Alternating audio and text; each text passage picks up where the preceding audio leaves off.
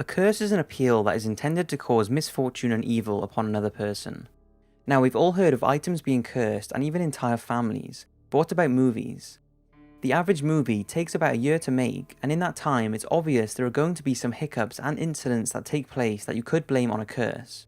But there are some movies where more than your average case of bad luck has happened.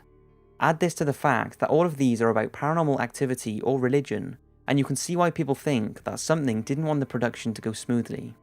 Now, I'm not saying these films did stir up evil spirits, but when you hear the stories, it really does get you thinking. So sit back, hit those lights, and enjoy.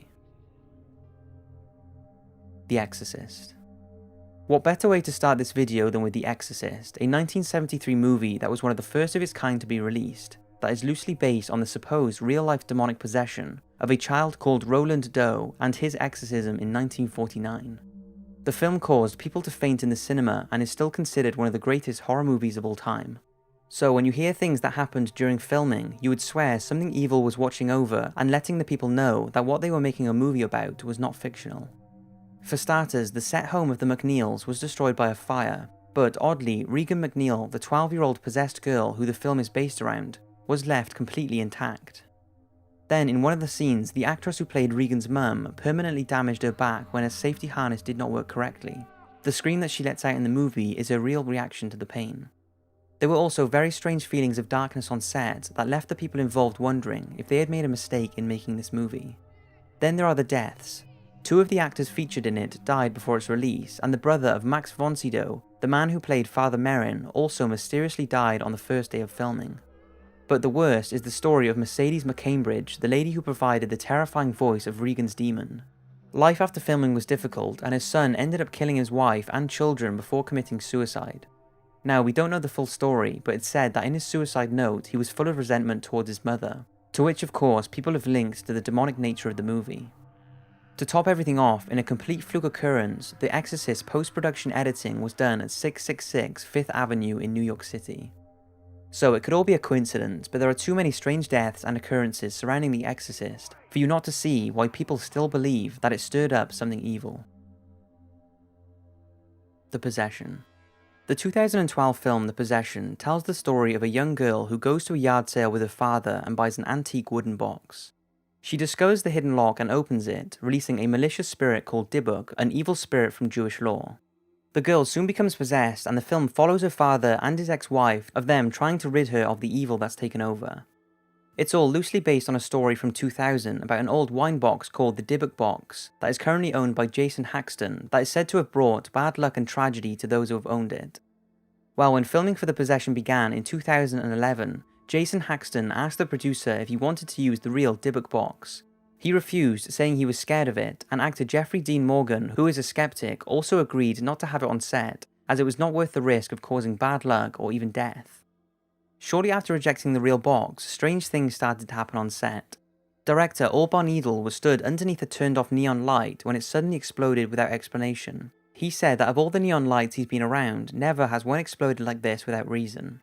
Jeffrey Morgan said this happened several times, and there were also other things that happened that were weird, such as cold drafts in closed-off areas and feelings of there being an invisible presence watching them. By the end of filming, the cast and crew were pretty freaked out, but the strangest was to come.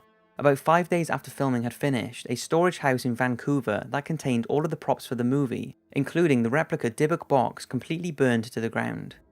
After investigations, there was no reason for how or why the fire started, and it's still a mystery to this day.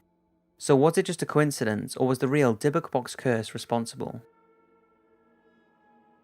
The Passion of the Christ.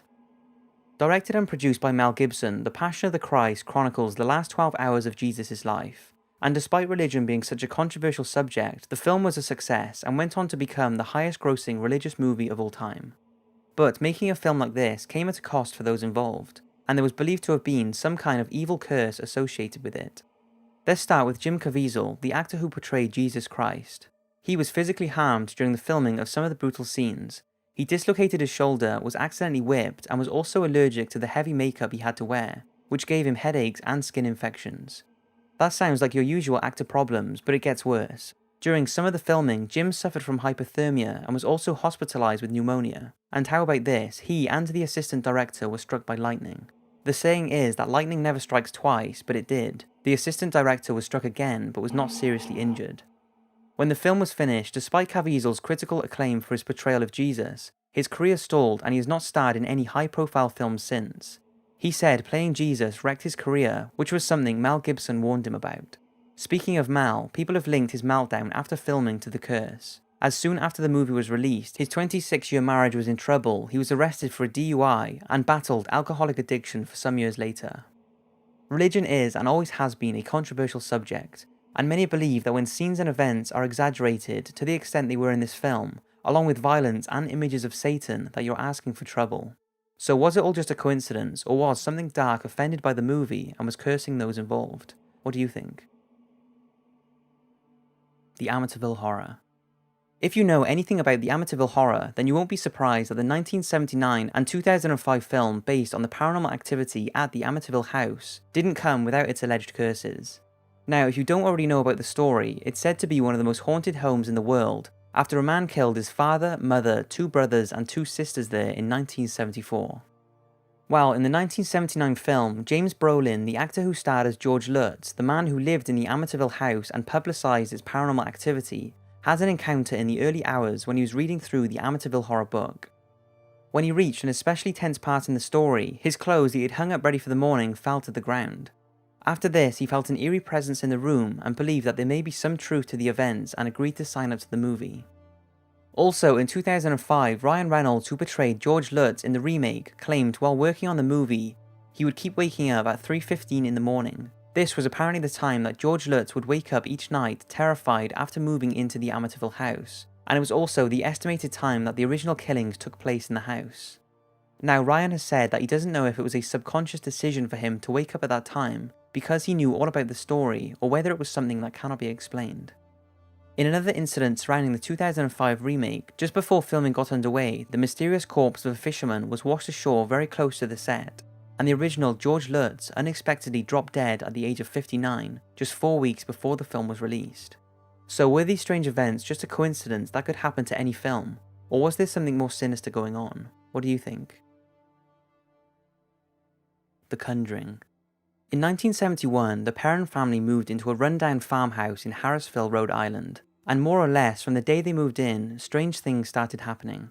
Now, I won't go into too much detail because there is an in-depth article about it on the Top 5's website, but the family were believed to have been plagued by a dark being that took over Mrs. Perron, and it was attempted to be removed by Ed and Lorraine Warren, who performed an exorcism. Fast forward to 2013, and a film called The Conjuring was released that was based on the Perrons' experiences. But during its filming, there were several strange occurrences that scared the crew and cast, making them believe that paranormal beings were intervening. For starters, when screenwriters Chad and Corey Hayes started their research for the script, they would often have conversations with the Warrens via phone calls, but the calls would always have a lot of static interference and loss of connection that constantly interrupted their conversations. Lorraine Warren said this about it all. "We're about to expose the dark side of the dark side, and it doesn't want good to win. I'm surprised there isn't a lot more interference." But the phone calls are just the start of the series of strange events. While sitting in his office late one night working on the film, director James Wan had a scary experience when his new puppy suddenly started growling at something. James turned around to see what his puppy was barking at, but there was nothing there. The puppy kept barking and was tracking something around the room, and James stated that he was so freaked out and realised that the story behind this movie was affecting him in a big way. When filming started, most of the Perron family visited the set, apart from the mother, who refused to go anywhere near it. When her family arrived, there was apparently a dust of wind that swirled around them, and at the same time, Carolyn, who was in Atlanta, felt a dark presence and fell to the ground, causing her to need hospital treatment on her knee. Then, shortly after this incident, the cast and crew had to be evacuated from the hotel they were staying in after it randomly caught fire. That isn't the end of the chaos on set though. The actress Vera Farmiga said she felt uneasy whenever she read the scripts and refused to rehearse them when she was alone or at night. Then the strangest thing happened when one day she opened her laptop and it had 3 digital claw marks slashed across the screen. She said she cannot explain it as no one had touched her laptop since she was last using it. After the film had finished, she had returned to her home and woke up the next morning to find 3 scratch marks on her thigh that were not there when she went to bed. She was pretty scared and cannot explain how they got there, but she said she was not going to let fear get the better of her. So were these events just a fluke, or was the apparent dark entity that had been haunting the Perrons returned after all those years, and targeted the crew and cast of The Conjuring? So there's 5 movies that are believed to have been cursed because of all the misfortune and strange occurrences that surrounded them. I hope you've enjoyed this video, and I'll see you next week for a super deep one that I know will get you thinking.